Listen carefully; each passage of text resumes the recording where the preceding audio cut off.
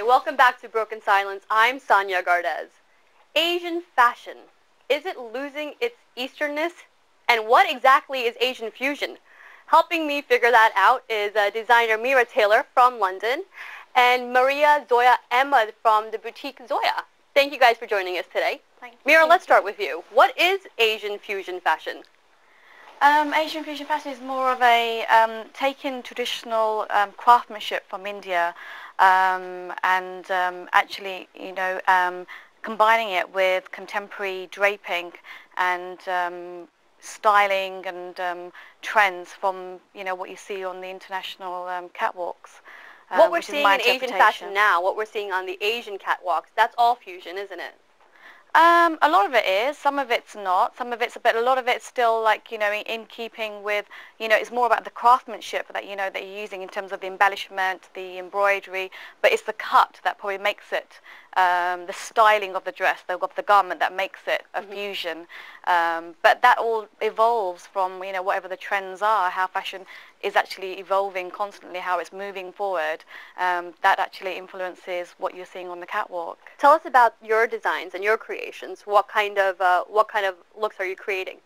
I tend to create a lot of stuff that's like a lot of garments that are very grandeur, kind of very beautiful, but again incorporating the embellishment and the embroidery techniques that you do find, from all over, not just from India, but from all other countries. But the styling that I tend to keep is what's actually what people are currently wearing, and what are people currently wearing? Well, it's more like if the movement is like nowadays. Generally, if I'm creating.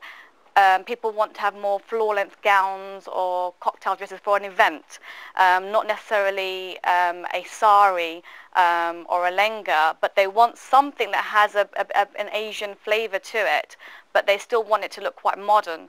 So it's the cut. So I'll use the colors, vibrant colors, the embroidery technique from far. So that's where the fusion comes in. It's Yeah. basically taking the workmanship and taking the embroidery and fusing it with a Western cut. That's right. Yeah. Maria, your family owns a Zoya boutique. Yeah, that's right. And you guys were one of the first to fuse Asian and Western wear. Well, I wouldn't say the first to fuse, but the first to actually bring it into the public eye on Soho Road, which is one of the traditional streets where people come for their Asian clothing and stuff. And to actually start that concept, it was a bit of a risk at first, but I think it started. How was it received? What did people think about what you were putting out there? I think it was one of those on the fence things where we had the older generation saying it's trying to go too westernized, that's not what Asian culture is about.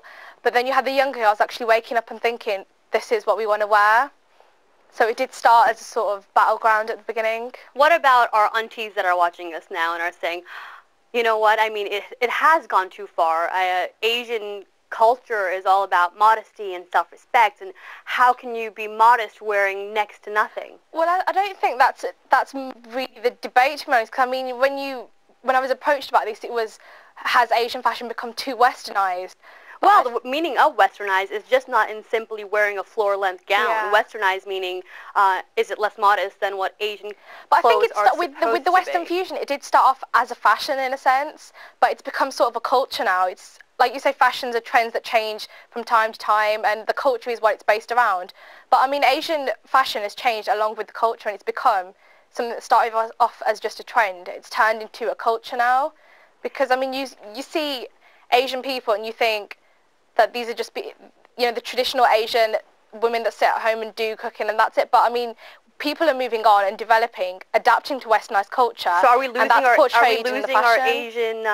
Asian values through fashion? Not really, Mira? because I mean, just seeing it in the movies or concerts, or the aunties that are watching. Oh, that Bollywood is to blame, though. Bollywood is to blame, so to speak. Really, it's a huge influence. So whatever they're seeing, in the movies, whatever the actresses that they're admiring, they're not even wearing, the so-called traditional garment anymore, and they are opting for floor-length, red carpet gowns, from the international designers, which is why the Asian designers tend to try to, keep up and do something. Well, let's keep it, more Western. We can agree on this, that the clothes that we see in an in a Bollywood film, what we see Aishwarya Rai wearing, is not something that we would really wear in normal life.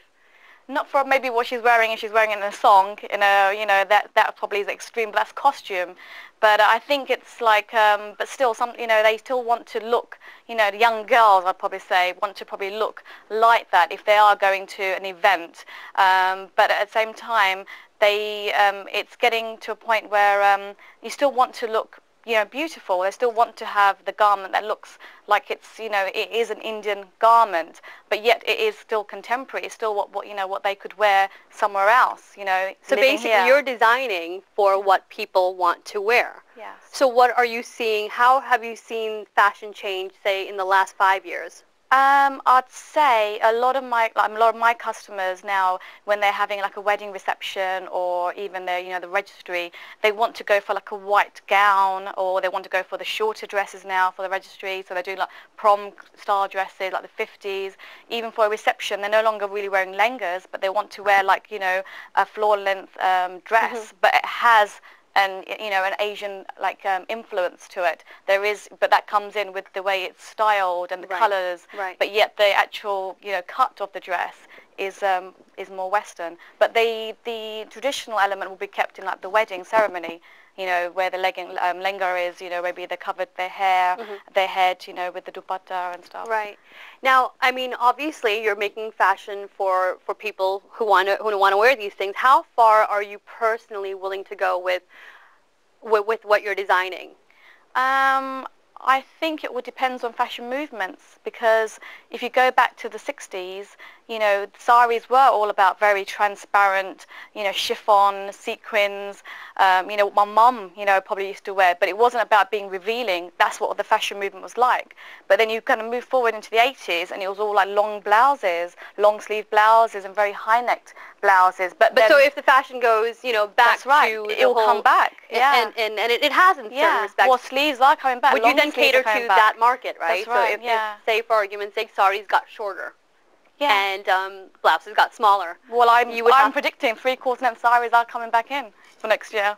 Definitely. Nader, you were saying that you went to Pakistan to a wedding, and you found that you were dressed more conservative than the people that were actually there. Yeah, I think we were just discussing that, like, if you go back to India and Pakistan, you'll see more modern fashion. By modern, I mean, revealing, if that's what you want to call it, than you do here. You see people with sleeveless and stuff like that. And I'm not saying there's anything wrong with that, but generally, from what I've seen, I see girls dressed more modestly at weddings here than I do in Pakistan. I don't know if that's because of the culture's different if you take it out of cultural context or whatever, but I do think that if you go back to Pakistan and India, you'll see a different fashion culture, and what you see in the magazines isn't necessarily what people are wearing. So I don't know if you want to make that, I wouldn't make that as a judgment for what people are wearing. You see a lot of stuff on catwalks that you in Western that you would day. never wear, like you see like Chinese like catwalks and stuff like that. The clothes on there are like something I would never imagine anyone could wear in real life. So I don't know whether magazines and catwalks are necessarily a representation of what fashion is necessarily about, like high street fashion anyway. Sure. What do you guys think, Maria? What do you think? Do you think that the stuff that we see on the catwalk, it's really, you can interpret that into your normal life?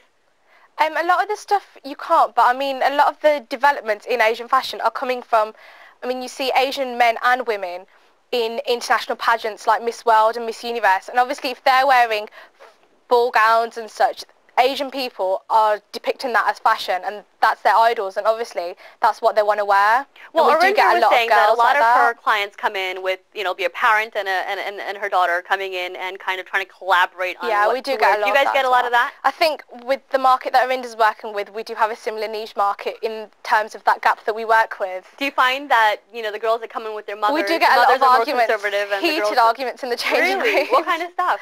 It's a girl wants to wear something more bling, more revealing, more modern, but the mother wants it more traditional. But I think the problem is that when it becomes that we've got too much Western at the expense of the Eastern influence. I don't think that's a problem at the moment, because at the moment we've got a balance where you've still got, like you were saying, media and films, Bollywood films. I mean, Om Shanti Om's a recent film, as well as Namaste London. They're both recent films, yet they're both, one's completely westernized and one's got a very traditional element. Yeah. So when you start losing that Eastern element, I think that's when the problem occurs. But at the moment, we've got quite a good balance. Mira, do you think